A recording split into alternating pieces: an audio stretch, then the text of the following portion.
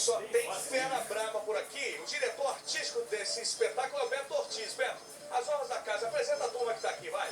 Bem, primeiramente, no triângulo, nosso querido Davidson, no acordeon, uma Rátima Costa, o grande Chambinho, Terezinha do acordeon, no zabumba, Quartinha. É Nino e Quartinha, porra. Aí é o cheiro, porra. Tem o Valdones e tem o Céu Agostinho que vai pagar pra nós ainda. Mas peraí, quem tocou com o Luiz Gonzaga aqui? Quartinha tocou, como é que é? Como é que é? Ah, Quartinha. Rapaz, o rei do baiano é maravilhoso. Ajudava muitas pessoas. Então, toca a zabumba aí, toca aí, bora! Olha pro céu, meu amor.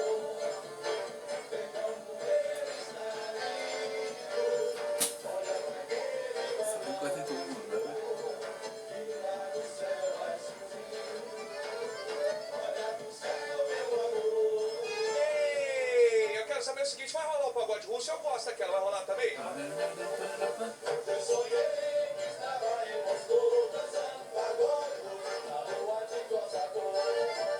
Eu sonhei que estava em Moscou dançando pagode na rua de Cossacô. Oh, mas é o seguinte, 70 anos de Asa Branca. Vamos lá! Chora, sanfona, é o show deles.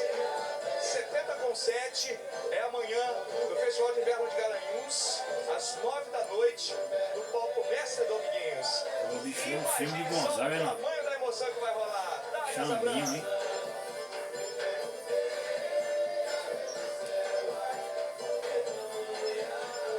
Que é os governadores, porra, não olha pro pé de Serra, não, mano. Pra assistir show rico lá de São Paulo, Rio. Viva Luiz Gonzaga! Dá